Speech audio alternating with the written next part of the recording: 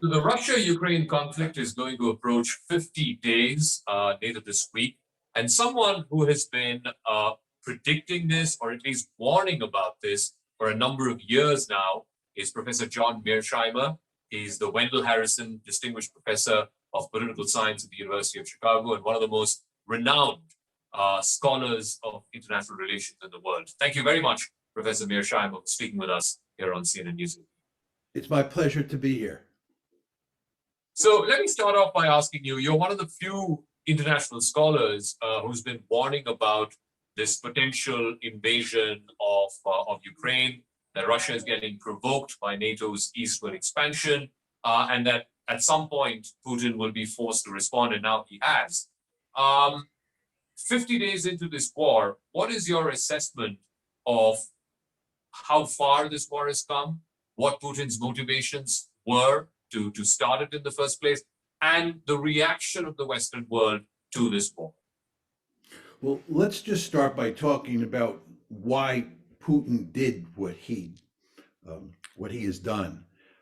My view all along has been that this crisis, which now is an actual war, is all about the West's efforts to make Ukraine a Western bulwark on Russia's borders.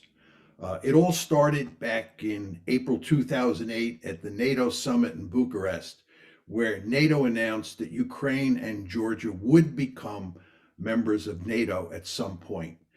The Russians, and Putin in particular, made it unequivocally clear at that time that this was crossing a red line. This was unacceptable. This represented an existential threat to Russia. They made that very clear. The crisis broke out on February 22nd, 2014, and the West responded by doubling down.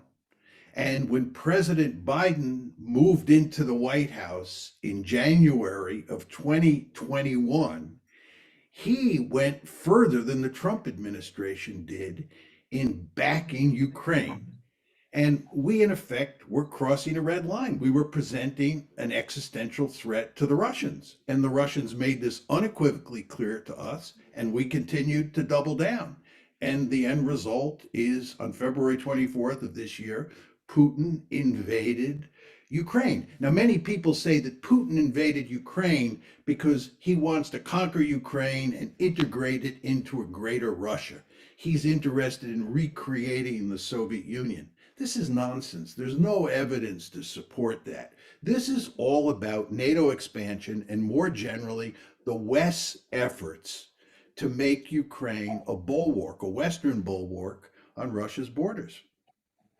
So, if that was the objective, that Putin wanted to send out a message to the West, to NATO, and to Ukraine, that Ukraine's membership of NATO for him is anathema, it's an existential threat, as you said.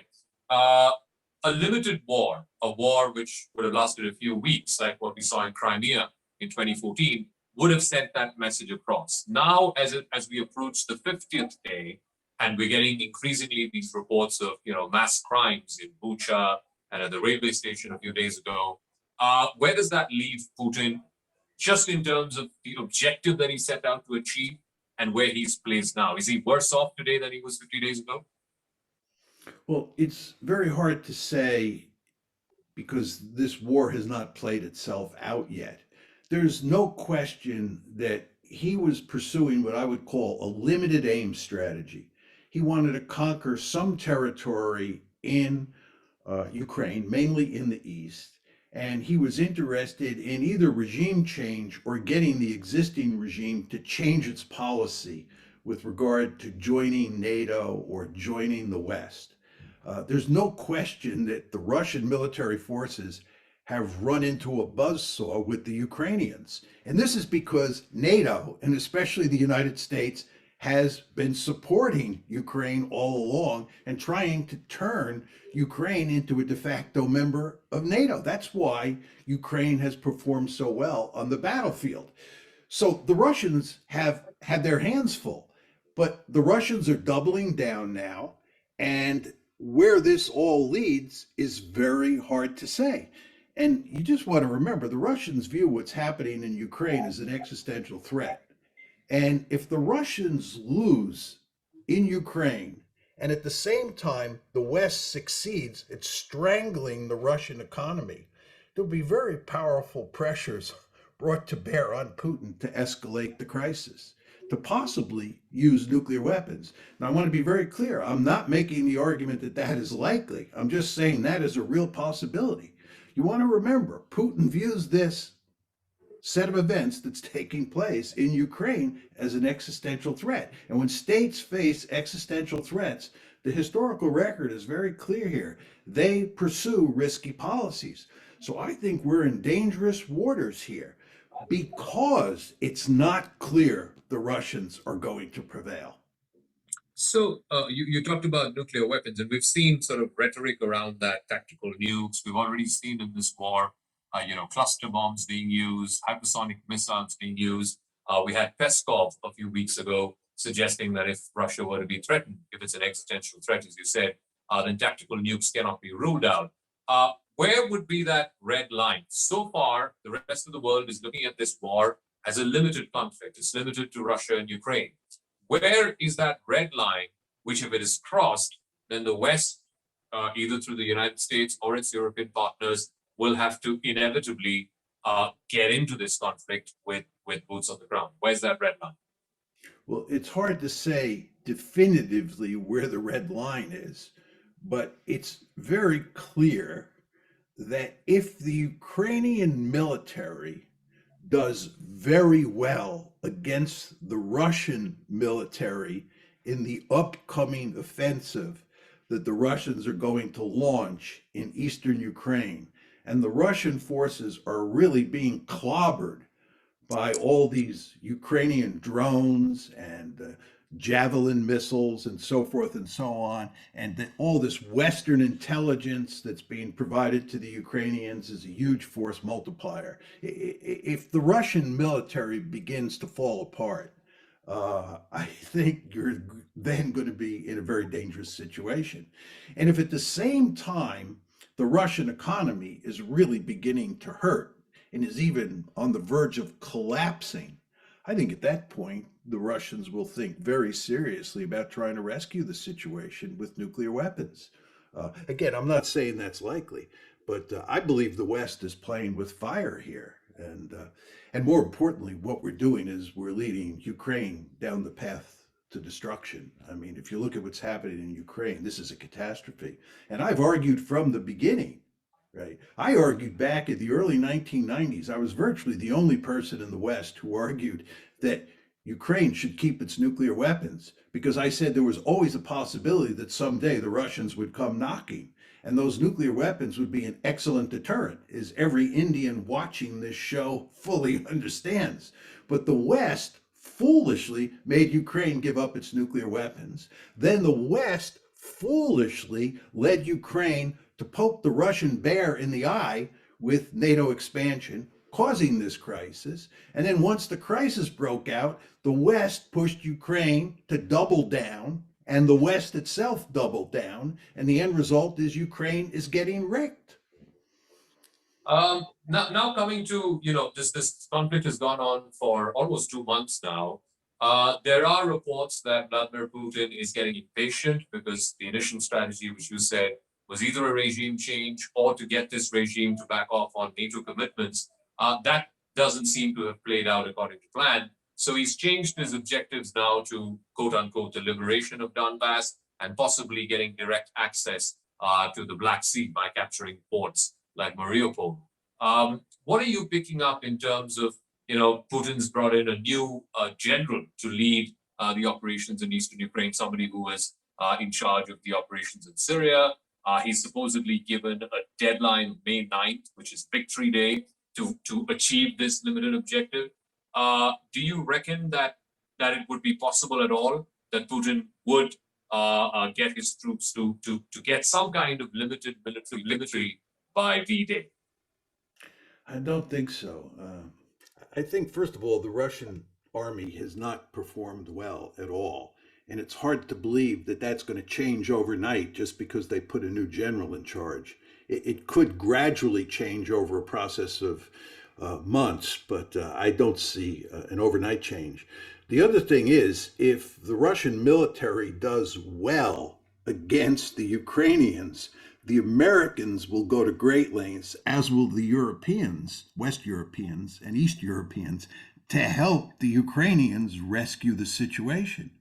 You want to remember that we're in a situation here where the Russians feel that they can't lose. And the Americans and their European allies feel that they can't lose. It would be a humiliating defeat for the United States, and especially for President Biden, if we were to lose this war and Russia was to win a great victory. So we will go to great lengths to keep Ukraine fighting. You know, as I've often said, we're going to fight to the last Ukrainian. And the Russians are going to fight like crazy to make sure that they don't lose. So the question you have to ask yourself is, where does this all end?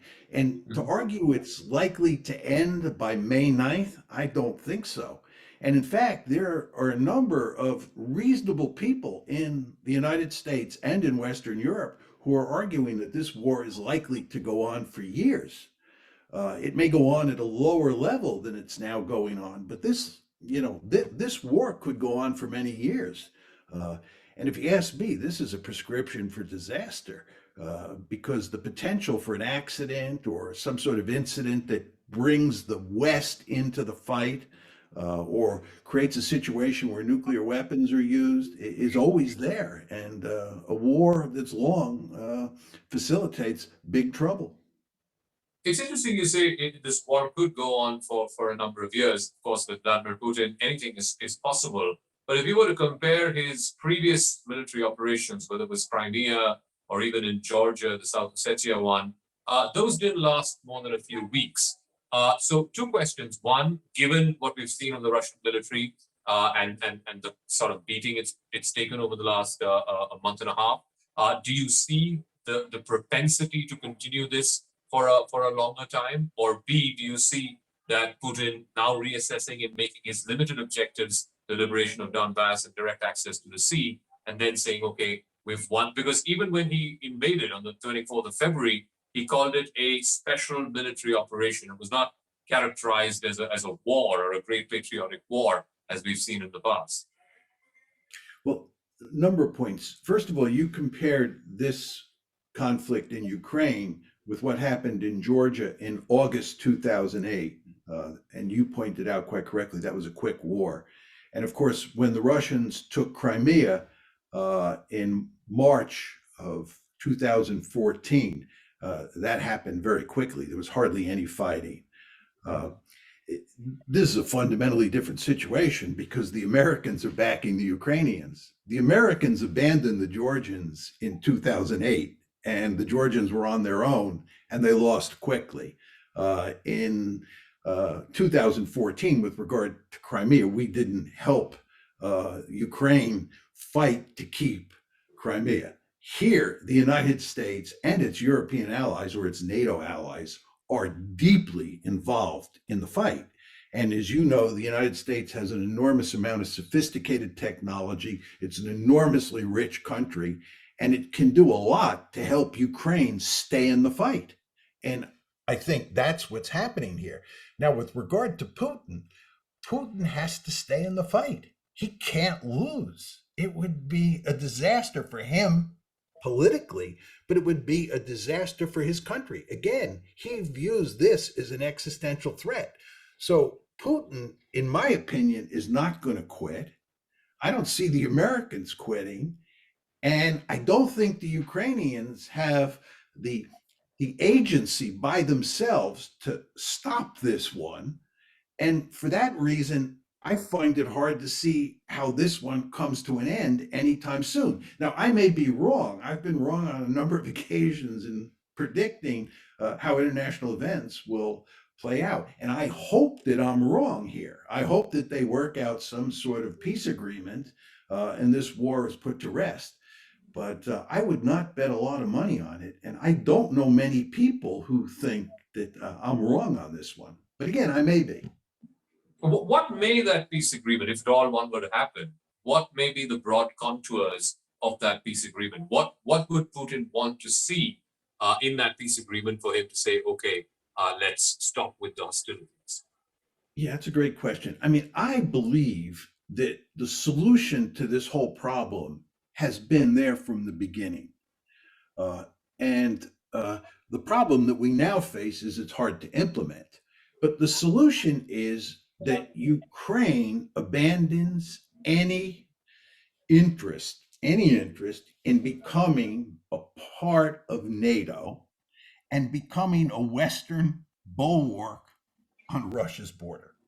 That means that the solution is for Ukraine to become a neutral country and to work out some sort of modus vivendi with Russia. Uh, the fact is that Russia is a very powerful state. It's much more powerful than Ukraine. It can do enormous damage to Ukraine, as we're witnessing. And therefore, it's sad to say, but it's true, the Ukrainians really don't have much choice to accommodate the Russians to a large extent. Poking a stick in the Russians' eye is a prescription for disaster. So, a neutral Ukraine is the solution, and it's been the solution all along. But I don't see how you get a neutral Ukraine at this point in time, because a neutral Ukraine would be a victory for Russia. It would be a victory for Ukraine too. But the problem is it would make the Americans and their European allies very unhappy because Ukraine would then not be in NATO. And furthermore, inside of Ukraine itself, it would make the far right very unhappy. This is why Zelensky has remarkably little maneuver room, because on his right are a large number of Ukrainians who don't want him to make any concessions to the Russians. And those far right elements in Ukraine, coupled with America's unwillingness to see Russia win in any way, means that Ukraine itself is unlikely to be able to push for neutral country. One of the fallouts, Professor Mearsheimer, of this, maybe it was not a consequence of this war, but certainly we have seen events play out in that way, is a coming together and a much more closer partnership between China and Russia. What may be the long-term sort of implications of that? Because even during the Cold War, the Soviet Union and China, there was a division between them. So that was okay by America because they didn't want the Soviet Union and China to come together. Whereas now, given the way this war has played out, and the Chinese president and the Russian president have called their relationship a friendship without limits, how worrisome would it be for the West and in particular for America if China and Russia were to come together in some form of a long-term strategic partnership? For the United States, there is one serious threat in the world today, and it's China. It is not Russia. China is a peer competitor. It threatens to be a regional hegemon in Asia. The United States should be focusing laser like on China. It should be working overtime to think about how to contain China. And at the same time, it should be working with Russia as an ally to help contain China. India, Russia, the United States should all be on the same side of the ledger, all bent on containing China, because China has the potential to be a remarkably powerful country. Instead, what the United States has foolishly done is it has picked a fight with Russia. It is bogged down in Eastern Europe. It has done remarkably little in Asia, especially in East Asia, to explain to its allies how it plans to contain China because it's too busy thinking about how to fight the Russians. And we shouldn't be fighting the Russians. We should be working to have some sort of alliance with the Russians, again, all for the purposes of containing China. But we're not doing that. This tells you very simply that there's one winner as a result of this Ukraine war, and that winner is China. One final word. Where does that leave countries like India? India has its own reservations and concerns with aggressive Chinese behavior. I'm sure you followed the developments at our northern border over the last couple of years. And now, with this whole Russia-Ukraine situation, there seems to be the feeling that India and the United States, who are also strategic partners, may not necessarily be on the same page. After all, India's abstained from all the votes at the United Nations. Even Joe Biden called India somewhat shaky, his words. Do you see some kind of a rupture there? And what is the elbow room for countries like India, which are stacked up against China? I don't think that American unhappiness with India, and there's no question the Biden administration is unhappy with India, as uh, President Biden made clear to Mr. Modi yesterday. So we're unhappy, or the administration is unhappy, but it doesn't matter very much. The United States needs India. The United States has a rich history of having fundamental disagreements with India, and we've gotten used to that. But more importantly, we need India for purposes of containing China. So I don't think there's any serious danger of a rupture in relations uh, between the two countries. I think from India's point of view, it is not a good thing that the Americans are bogged down in Eastern Europe and have lost sight of the importance of the China threat, because India, the United States, and Russia, as I said before, should all be on the same page vis-a-vis China.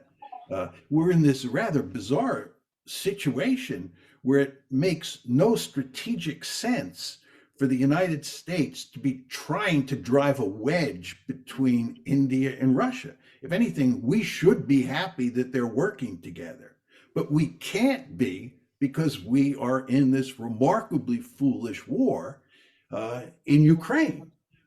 And you want to remember, we're not doing any of the actual fighting now, but we are deeply involved. We're doing everything but the fighting. And all of our sort of intellectual um, capital is being focused on Eastern Europe now. We're not thinking about how to deal with China. And again, this is, from our point of view, a terrible situation. But you never want to lose sight of the fact that it's Ukraine that is paying the greatest price here. This country is being destroyed. And I argued long ago that this is what would happen. Right? I'm not saying that this is justified. I'm just saying that this is what happens when you poke a great power like Russia in the eye and you present it with an existential threat. You do not want to underestimate how ruthless great powers can be. And this includes the United States of America as well as Russia when they think they're facing an existential threat. And again, Vladimir Putin thinks he's facing an existential threat. And in my opinion, that makes him very dangerous. All right, Professor John Mearsheimer, it's always a pleasure speaking with you. Thank you very much for your time. It was my pleasure.